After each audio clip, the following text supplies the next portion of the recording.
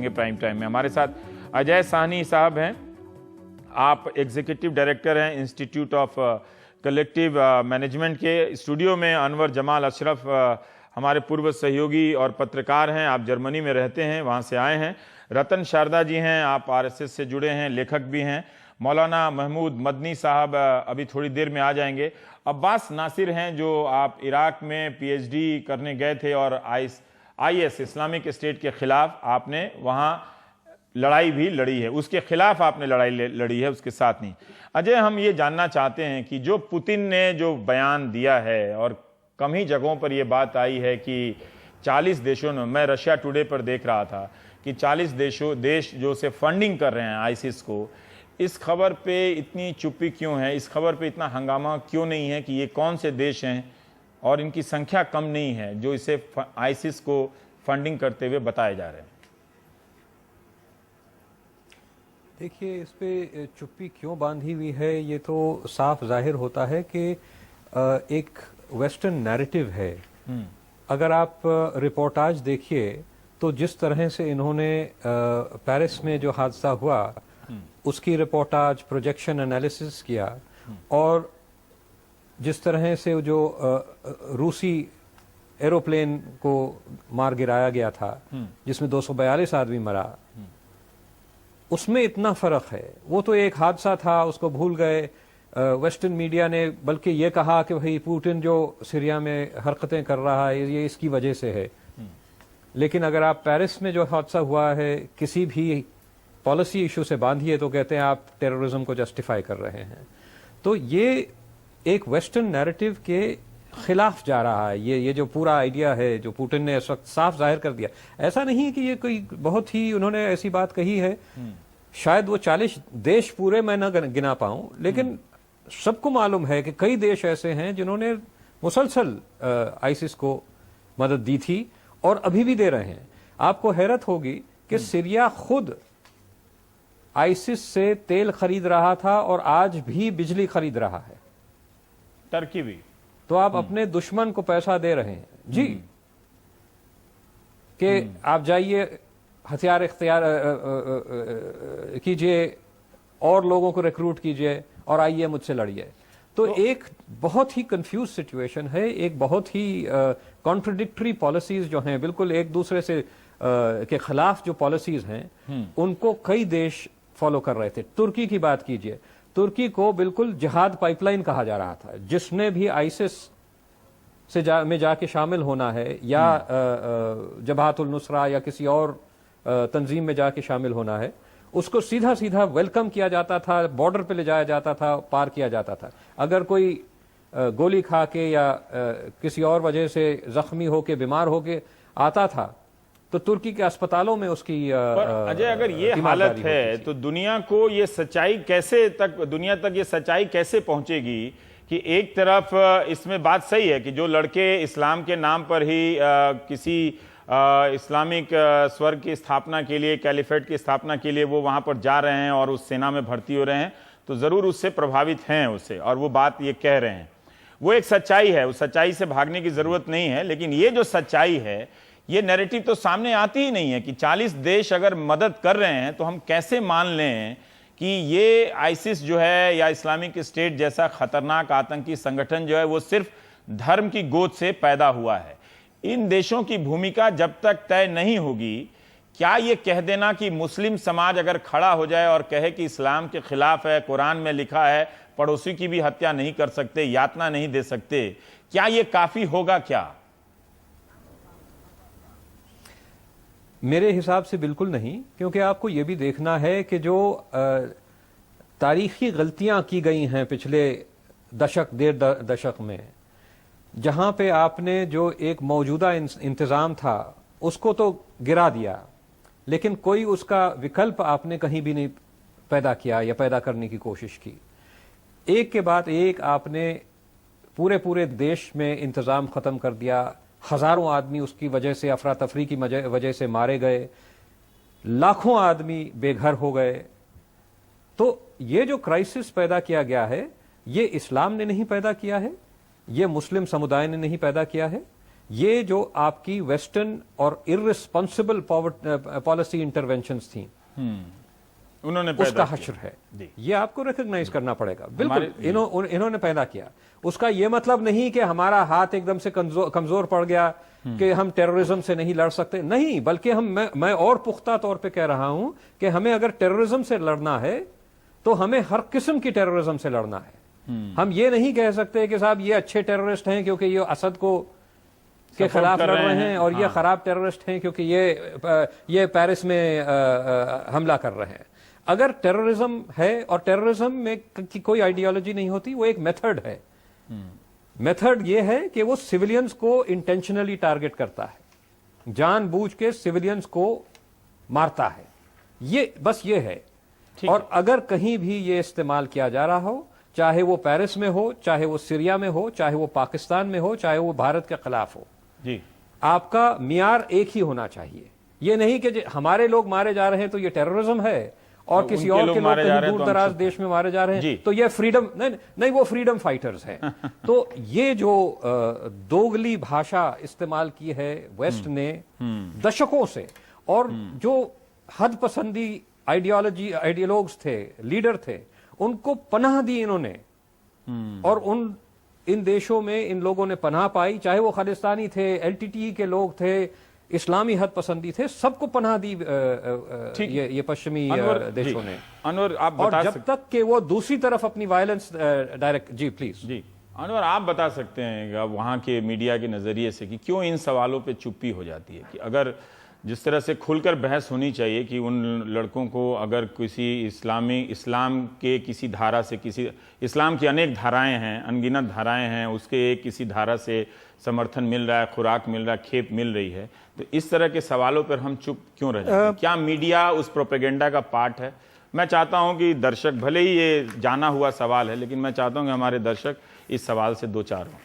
सवाल यह है रवीशना कि हम जिन चीज़ों को आप कह रहे हैं वो आमतौर पर हम इस तरफ के चश्मे से देखते हैं। हाँ। आप अगर उस तरफ के चश्मे से भी इस चीज़ को देखने की कोशिश करें, हाँ, तो चीज़ वैसी नहीं है जैसी कि दिखती है। हाँ। मैं ऐसा क्यों कह रहा हूँ? मैं ऐसा इसलिए कह रहा हूँ क्योंकि कई बार इस्लामोफोबिया या जेनोफोबिया वर्ड का इस्तेमाल हो रहा है। हाँ। जबकि आप अगर देखें कि अगर इस्लामोफोबिया ही ऐसा मामला होता है इस्लामोफोबिया का, तो क्या जर्मनी हाल के 6 महीनों में या 5 महीनों में क्या वो 10 लाख शरणार्थियों को शरण देता? खास करके तब जबकि एंगेला मैर्केल के ऊपर अपनी ही पार्टियों का, अपनी सहयोगी पार्टियों का दबाव है। उन्होंने इसके लिए पार्लियामेंट से और अब तो उल्टा हो रहा है ना, कि जर्मनी अब बंद कर रहा है, अमेरिका के कई राज्यों ने कह दिया, गवर्नर्स ने कह दिया कि हम शरणार्थियों को नहीं लेंगे। मैं इसके पेशमंजर में ये बात कह रहा हूं कि आप जो है चीज़ों को, आपने धर्म की बात जो कही, हाँ, उसको मैं समझाने के लिए बात कह रहा हूं कि ऐसा नहीं है। और आपने मीडिया की बात की, आपको मैं बताऊं कि ये शरणार्थी वाली समस्या आने के बाद जर्मनी के अलग अलग मीडिया के इदारों ने, डॉयचे वेले भी उसमें से एक है, उसने रेफ्यूजीज के लिए अलग पेज बनाया। एक जर्मन है जो कि बहुत अच्छी अरबी बोलता है, वो अब वहाँ के नेशनल न्यूज़ टेलीविज़न पर शरणार्थियों के लिए एक शो कर रहा है कि वो कैसे समाज में घुले मिले। और वो इंटीग्रेशन का जो प्रोसेस चल रहा है रवीश, वो इतना बड़ा है, इतना व्यापक है, क्योंकि आप समझ सकते हैं जर्मनी की पूरी आबादी, आप ये कह रहे हैं कि हम वो हिस्सा नहीं देख पाते हैं। आप वो हिस्सा, हम सब, मैं शायद आपकी जगह होता तो भी मैं भी शायद नहीं देख पाता, लेकिन मैं फिर से कह रहा हूं कि मैं उस तरफ से चीज़ों को दिखाने की कोशिश कर रहा हूं। आप यकीन नहीं करिएगा, मेरा एक रिश्तेदार है जो उनका बच्चा है 10 साल का, वहां पर स्कूल के जो प्लेग्राउंड्स होते हैं वो हमारी तरह खुले नहीं होते, क्योंकि सर्दियों में कई बार काफ़ी बर्फ वगैरह गिर जाता है। हाँ। तो उनका इंडोर हॉल्स बनाए जाते हैं। वो पिछले 2 महीने से, अब वो बास्केटबॉल खेलता है, वो 2 महीने से बास्केटबॉल नहीं खेल पा रहा है, क्योंकि जितने भी ज़्यादातर जो स्पोर्ट्स हॉल हैं वो शरणार्थियों के लिए उन्होंने दे दिया है। और वो शरणार्थी कहाँ से आए हैं? वो सीरिया से आए हैं, अफगानिस्तान से आए हैं, चलिए कुछ बाल्कन इलाकों से भी आए हैं, लेकिन ज़्यादातर उसमें जो है वो सीरियाई शरणार्थी हैं। तो इस तरह से मैं कह रहा हूँ कि वो जनरलाइज कर देना किसी भी चीज़ को, वो बहुत उचित नहीं है। आपको लगता है ओबामा के इस बयान के बाद अंदर से कुछ और, ये एक जनरल बयान ही है कि मुस्लिम समाज ने उतना काफी नहीं किया? रवीश, वहां के मुस्लिम समाज में, जो स्थानीय मुस्लिम समाज है, जो इस शरणार्थी से पहले का समाज है, क्या वो उस तरह से सक्रिय नहीं है? जैसे मैंने दिल्ली का उदाहरण दिया कि रामलीला मैदान में 1 लाख मुसलमानों ने जमा होकर विरोध किया। रवीश, हम जानते हैं कि इन राजनीतिक बयानों का क्या मतलब होता है, चाहे वो भारतीय परिप्रेक्ष्य में हो चाहे अंतर्राष्ट्रीय परिप्रेक्ष्य में हो। आपको याद होगा 12 साल पहले डोनाल्ड रम्सफेल्ड ने क्या बयान दिया था, either you are with us or you are against us, या तो आप हमारे साथ हैं या हमारे खिलाफ हैं। और जर्मनी की संविधान में लिखा है, द्वितीय विश्व युद्ध का उसका इतिहास है, जिसके बाद उसके संविधान में लिखा है कि वो किसी भी अंतर्राष्ट्रीय लड़ाई का हिस्सा नहीं बनेगा, क्योंकि उसका दाग बहुत गहरा है हिटलर की वजह से। उसकी वजह से उसने तय किया था कि वो इराक में अमेरिकी सेनाओं का साथ नहीं देगा। उस टाइम ये बयान आया था अमेरिका का। तो बयानों का आप अंबार लगा लें, बयानों से कुछ होता नहीं है उस तरह से। आपको देखना पड़ेगा कि ग्राउंड पर हो क्या रहा है। क्या दोनों समाज में टकराव हो रहा है, क्या हम जानना चाहते हैं। क्या वहाँ पर एक संतुलन आपको दिखता है, या यूरोप के देश तय नहीं कर पा रहे हैं कि एक बहुत संस्कृति के बीच में कैसे संतुलन बनाएं, और जो अलग अलग धर्म के लोग, उनके मानने तौर तरीके हैं, उनको भी कैसे जगह दें। उदाहरण के लिए फ्रांस में जैसे बुर्का को बैन किया गया। जी, इसको फिर से समझना होगा हमको रवीश कि हम पिछले साल इसी वक्त, अगर हम नवंबर दिसंबर की बात करें, तो जर्मनी में एक आंदोलन उभरा था पेगीडा, जिसमें के मुसलमानों के खिलाफ वो प्रदर्शन हो रहे थे। लेकिन उसके क्या खूबसूरत पहलू एक ये भी था कि पेगीडा का एक एंटी पेगीडा भी आयोजन हर हफ्ते होता था। वो लोग सोमवार को करते थे, और सोमवार को पेगीडा के खिलाफ जो है वो एंटी पेगीडा रैली भी होती थी। और बाद में स्थिति ये होने लगी कि एंटी पेगीडा में ज्यादा लोग आने लगे। वैसे ही हाल के दिनों में हमने देखा कि शरणार्थियों के खिलाफ भी बगावत हुई है। बगावत इन द सेंस कि लोगों में गुस्सा है, रोष है। लेकिन आप ये भी देखें कि उससे कहीं ज्यादा संख्या उन लोगों की है जो कि सपोर्ट कर रहे हैं।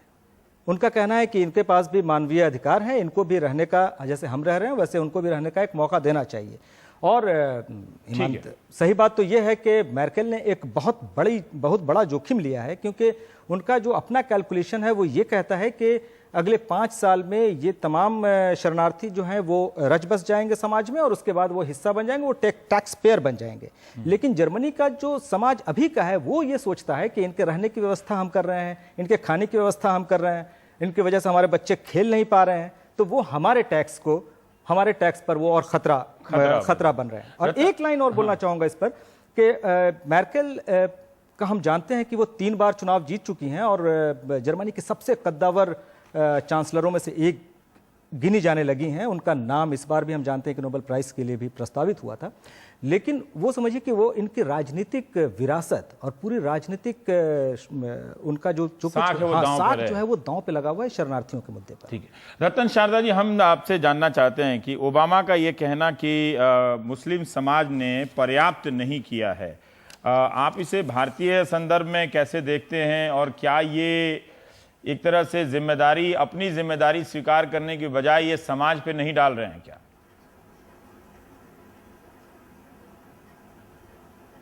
रवि जी देखिए, इस बात के 2 पहलू हैं। अगर हम ओबामा का वक्तव्य अपने आप में लें बिना उसके बैकग्राउंड के, तो वक्तव्य सही है कि मुस्लिम समाज में जो मॉडरेट एलिमेंट है, जिसकी हिम्मत है इस प्रकार के एक्सट्रीम एलिमेंट्स को रोकने की और उनके विरुद्ध बात करने की, उनकी ताकत कम है। उनकी ताकत कम है, वो डरते हैं। उनके साथ में जो सो कॉल्ड एवरेज मुस्लिम में नहीं आता, इसके कारण एक्सट्रीमिस्ट एलिमेंट की आवाज बढ़ती है। लेकिन अगर उसके बाद ओबामा का या अमेरिका का रादर जो पिछले 20 सालों का व्यवहार देखें, तो पता चलता है कि बड़ा हिपोक्रेटिकल स्टेटमेंट है। अभी वो पाकिस्तान को भी मदद कर रहे हैं, जो कि टेररिज्म का जनक माना जाता है, केंद्र माना जाता है। ये हो गई एक बात। दूसरी बात, हम बार बार जब मुस्लिम प्रश्न आ रहा है अंतर्राष्ट्रीय, तो हम अब यूरोप की ओर देखते हैं। यूरोप में हम ये देना चाहते हैं दोष की भाई देखिए वहां के लोगों को दबाया गया। मिडिल ईस्ट ये पिछले वर्ल्ड वॉर से लेकर सभी पश्चिमी ताकतों तक खेल का मैदान बना हुआ, सब जानते हैं। उसके अंदर सबने गलत खेल खेला है, वहां का जो हाल हुआ है हम जानते हैं, उसके कारण सभी को तकलीफ हुई है भी हम जानते हैं। लेकिन ये केवल यूरोप का प्रश्न तो नहीं है ना, अफ्रीका के अंदर भी यही हो रहा है। वहां तो पश्चिम देश नहीं गए थे, वहां तो गया नहीं था। कीनिया देखिए, आप कोई भी देश देखिए वहां का, जहां पर बिल्कुल बोको हराम देखिए, वहां पर यही सब हो रहा है। तो ये बात पक्की है कि इस्लाम के अंदर जो 2 धाराएं हैं, जो 65% कुरान जो कि माना जाता है कि वो शांति के साथ चलने वाला एक अच्छा धर्म है, वो है, और बाकी 35% मदीना में जाने का ज्यादा वहां के उग्र वातावरण के कारण वैसे उसके अंदर हदीस आए। लेकिन ये जो टेररिस्ट ऑर्गेनाइजेशन है केवल उसी को उठाते हैं, उसको इस्लाम बताते हैं, लेकिन जो शांत वाला पार्ट है उसको क्यों उठाता नहीं है। तो अगर वो आप अगर कुरान को कह रहे हैं, तो कुरान पढ़ने वाले सारे लोग फिर आईसिस बंदूक उठा लेते हैं। उनको आप जैसे लोगों को फिर तो सारे लोग बंदूक उठा लेते, वो 35% पढ़ के जो आप कह रहे हैं। क्या कह रहा हूँ सर, गलत कह रहे हैं रवि जी। आप मेरी बात को रवीश जी आप एक विचार बना के बैठे हैं। हाँ। आप मेरी बात सुन नहीं रहे। कौन सा मैंने विचार कहा बना के बैठे? 65% कुरान ऐसी है जिसके अंदर अच्छी बातें आन समाज के लिए लिखी हैं। हाँ। उसको उभारा नहीं जाता। हाँ। जो उनको उभारते हैं उनको उभारने के लिए मौका मैंने नहीं तो मिलता। कहा, आप भी मैंने तो ऐसे कहा लोगों कि को जो बुलाते कुरान हैं जो अच्छी पढ़ता होगा वो पोजीशन लेते हैं। 100% Moderate पढ़ता लेने होगा, वाले तो उस मुस्लिम यहाँ मुझे देखने को 35% नहीं को भी मिलते। पढ़ता होगा ना। अगर आपके हिसाब से तो उस 35% हाँ, तो को भी कौन पढ़ता सा- होगा कौन सा ना। हिस्सा आप उभारते हैं वो आपके ऊपर है ना। रवीश जी जो हिस्सा कौन सा उभारते हैं, अगर टेररिस्ट ऑर्गेनाइजेशन भी उसी में से कोट करते हैं हाँ। और बाकी मुस्लिम भी उसी में से कोट करते हैं, तो उसका मतलब जो सही हिस्सा है उसको आपको उभारना पड़ेगा। आपको ऐसे ही सो नकारना पड़ेगा जो इससे आज के 1000 साल पहले का समाज में थे अब नहीं चल सकते। ये जो रिफॉर्म है मुस्लिम समाज के अंदर से आना पड़ेगा। इसको बाहर वाला कोई थोप क्यों नहीं अनवर सकता साहब? और उसको नकार के भी चलेगा नहीं। देखिए, अगर मैं आप इस कहें नहीं, धर्म के नहीं मुद्दे था, से मैं terrorism में बेसिकली मैं terrorism का बचना उपयोग चाह रहा था, धर्म क्योंकि ने मेरी किया। वो धर्म नहीं, क्यों expertise बचना है? नहीं वो है। कह रहे हैं तो बचना मैं- क्यों? उसको ओबामा ने नकारने कहा के है लिए- कि क्योंकि उसको मुझे नकारने बराबर के लगता है लिए- कि धर्म और उसको राजनीति जो नकारने है, के लिए हमें आगे बढ़ना पड़ेगा। ये सवाल कम्युनिज्म का नहीं है। मैं कोई धर्म का मैं एक्सपर्ट आपको बार बार कहना सुन, चाहता हूँ मैं भी कुछ कह कि रहा हूं। मुस्लिम समाज को इसके ऊपर आवाज उठानी पड़ेगी और केवल अच्छे बैलेंस को उभारना पड़ेगा। ठीक है, मैं उसमें आपने अफ्रीका अगर को आप तो नहीं इजाजत नकारा ना, दें तो मैं अफ्रीका की 20 बात तो सेकंड की करता एक नहीं। वो एक अफ्रीका का गरीब अच्छा देश है, उदाहरण दे वहां रहे पर हैं, जो वहां तो अत्याचार नहीं हो रहे है। हैं टेररिस्टों वो के सब नाम पे पश्चिम- उसको हम नहीं उभारते। हाँ 20 सेकंड के एक की आप एक कहानी यूरोप है को जो तो कि इन उठा रहे दिनों हैं, सोशल जहां पर मीडिया अलग पर प्रकार बहुत की तेजी से समृद्ध फैली समाज हुई है, है। जहाँ के प्रश्न अलग है। आईसिस के लड़ाकों ने, ये कहानी ही है, आईसिस के लड़ाकों ने एक ईसाई दंपति को रोका अपने इलाके में और उनसे बोला कि तुम मुसलमान हो या ईसाई हो। उन्होंने कहा हम मुसलमान हैं। उसने कहा कि अच्छा कुरान की एक आयत पढ़ के सुनाओ। उन्होंने बाइबल की एक आयत सुना दी। तो उसके बाद फिर आईसिस वालों ने कहा जाने दो। तो पत्नी ने बोला कि अरे आपने तो बाइबल की सुनाई थी बात। तो उसका जवाब ये दिया उसके पति ने कि अगर उन्होंने कुरान पढ़ा होता तो वो ऐसा करते ही नहीं। ये एक छोटी सी कहानी है। मैं उसको, और मैं फिर से कह रहा हूं कि मैं धर्म का कोई एक्सपर्ट नहीं हूं, लेकिन फिर से हम इस बात को समझना होगा। ये भी कहना चाहूंगा, मुझे बोलने देते तो। समाज में इंटीग्रेशन, अशरफ जी, इंटीग्रेशन जिम्मेवारी सबकी है। जो समाज वहां गया उसकी भी रतन शारदा जी, मैं आपको जिम्मेवारी है। बताता हूं कि जर्मनी में, मैं चूंकि रहता हूं जर्मनी में, इसलिए मेरे ज्यादा जो मिसाल हैं वो जर्मनी से आएंगे। मैं आपको बताता हूं हाल के दिनों में अफ्रीका भी बात जर्मनी करिए, की सर जी, सरकार अफ्रीका की ने बात करिए। वहां ये सारी के दुनिया के बच्चों अंदर के एक लिए सेकंड, सुन लीजिए जर्मनी शारदा में मत जी। जाइए। वहां सुन लीजिए ना, मेरी वहां के विचारधारा है, सुन लीजिए वहां जरा। के स्कूल में बच्चों के लिए हलाल सुन रहा हूं। फूड की व्यवस्था की है। आप इस बात को सोच सकते हैं? इससे बड़ा कुछ इंटीग्रेशन होगा। वहां के पूर्व राष्ट्रपति क्रिस्टियन वुल्फ ने जो है इस्लाम कहा था कि Germany cannot move forward without Islam. उन्होंने कहा था जर्मनी जो है वो इस्लाम के बिना आगे नहीं बढ़ सकता। हर साल वहां पर इस्लाम के लिए एक प्रॉपर, इस्लाम को समझने के लिए एक बाकायदा एक सम्मेलन होता है बर्लिन में। तो इंटीग्रेशन की जहां तक आप बात करते हैं, इंटीग्रेशन की बात नहीं, वो में, शारदा जी कह रहे हैं कि मुसलमानों को भी उस इंटीग्रेशन में पार्टिसिपेट करना पड़ेगा अपनी तरफ से भी, वो ये कह रहे हैं। बिल्कुल करना होगा। और मुसलमान अगर नहीं करेंगे, वो जान रहे हैं कि वो जो पश्चिमी व्यवस्था में जा रहे हैं, यूके के अंदर वहां प्रयत्न हुए अशरफ जी, यूके के अंदर प्रयत्न हुए, यूके में नहीं हो पाया। नहीं, आप ऐसा, आप फिर वही यूके में है नहीं कि हो पाया ना, आप वहां एक 15 साल से प्रयत्न चल रहा है। आप एक डंडे ये से भी सब आप गौर चीज को करें। नहीं हाँक सकते हैं। कैसे नहीं हो पाया? अजय साहब, मैं जानना चाहता हूं, जो रतन शारदा कह रहे हैं और जिसका एक सवाल दोनों तरफ से उठ रहा है कि एक वहां की संस्थाएं कर रही हैं कि नहीं इंटीग्रेशन, तो उसमें अनवर ने अपने अनुभव से दोनों तरफ की बातें बताई हैं। ठीक है, उदाहरण भी दोनों तरह के हैं कि वहाँ किस तरह से हलाल फूड जर्मनी के स्कूलों में सर्व किए जा रहे हैं और वहाँ रिलीजन भी पढ़ाया जाता है, शायद रिलीजन पढ़ाया जाता है, रिलीजन भी पढ़ाया जाता है। लेकिन जो ओबामा ने कहा है और जो शारदा साहब कह रहे हैं कि इंटीग्रेशन नहीं है, मुस्लिम समाज, वो कुरान का उदाहरण दे रहे हैं, है ना, उससे कोई शायद ही सहमत हो कि ठीक है कुरान में वैसी बातें लिखी गई हैं। उसी कुरान का हवाला देकर वो 120 लोगों ने जो चिट्ठियां लिखी हैं उसमें लिखा है कि हर काम जो आप दावा करते हैं इस्लामिक स्टेट वाले, वो हराम है, एक तरह से गैर इस्लामिक है। मैं जानना चाहता हूं कि आप इनकी बात को किस तरह से देखते हैं कि क्या सचमुच मॉडरेट ताकतें इस्लाम में कमजोर हैं, वो मौजूद होती तो वो इस तरह की आतंकी गुटों को रोक लेती? सवाल मुझसे किया जी अजय साहब आपसे किया है, फिर नासिर साहब से मैं आपसे थोड़ा इंतजार करा रहा हूं, बाद में करूंगा। जी देखिए ये बहुत बड़ी गलती है अगर आप ये समझें कि सभी इंटीग्रेटेड हैं या सभी बिल्कुल सोसाइटी के बाहर पड़े हुए हैं। ये मुस्लिम समुदाय की बात नहीं है। मुस्लिम समुदाय में कुछ अंश हैं, कई ऐसे लोग हैं जो खास इस इरादे से वेस्ट में आए या जो अपने पहले के देशों में बहुत ही हद पसंदी सोच की वजह से, जराइम की वजह से वहां से भागे हैं मजबूरन और उनको यहां पनाह मिली। उन्होंने इस्तेमाल किया ये जो डेमोक्रेसी के राइट्स हैं, फ्रीडम्स हैं, वही हरकतें इन जगहों पे शुरू करने की,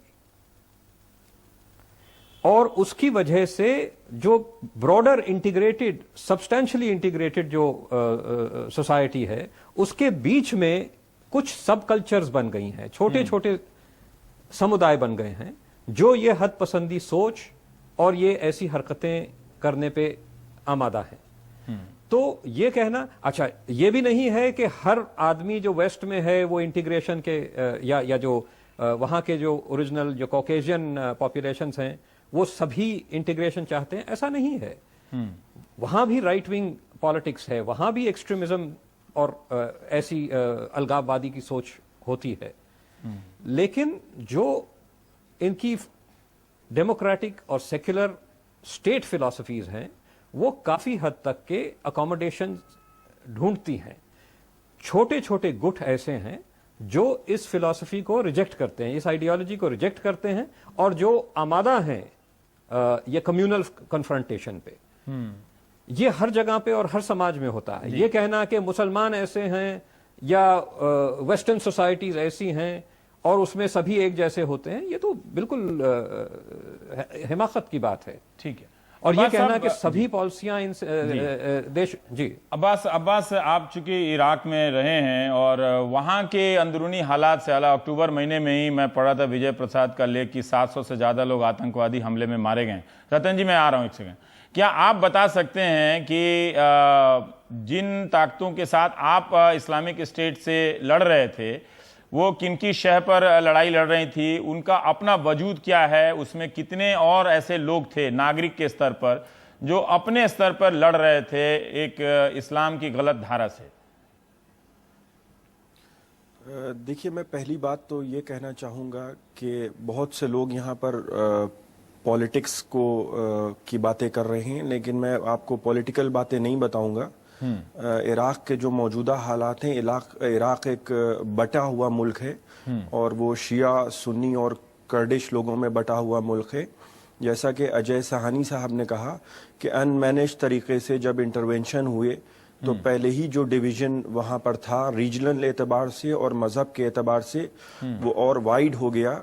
और ये कह देना कि मुसलमान जो एक, ये बात अपनी जगह पर सही है कि एक साइलेंट मेजॉरिटी है जिसने अपनी आवाज़ को नहीं उठाया और आज हमें यहाँ बैठ के सफाइयाँ देनी पड़ रही हैं कि हम ऐसे हैं और वैसे नहीं हैं। हमारी गलती रही कि हमने अपनी आवाज़ उस तरह से बुलंद नहीं की। ये इसलिए नहीं हुआ कि लोग डरते थे। ये भी बहुत होता है कि अगर आप देखें कि हज़ारों का मजमा अगर साइलेंट प्रोटेस्ट कर रहा है तो उसको नहीं दिखाया जाता है, लेकिन अगर दो लोग आपस में लड़ रहे हैं और बंदूकें हाथों में लिए हैं तो वो मीडिया की हेडलाइंस बन जाती है। वहाँ पे जो इराक में हालात थे वो ISIS को, जैसा कि आज रशियन प्रेसिडेंट ने कहा, बहुत बड़े पैमाने पर फंडिंग है और एक रेडिकल इस्लाम के जिसको सलफीट कहा जाता है, वहाबिज्म जिसको यहाँ कहा जाता है, उसको प्रमोट किया जा रहा है और रीजनल पॉलिटिक्स पूरी तरह से वहाँ खेली जा रही है। एक तरफ ईरान सुप्रीमेसी की लड़ाई लड़ रहा है, एक तरफ सऊदी अरब सुप्रीमेसी की लड़ाई लड़ रहा है और उसमें आम लोग पिसते चले जा रहे हैं। कोई ये नहीं देख रहा है कि इंसानी जानें किस तरह से ज़ाया हो रही हैं।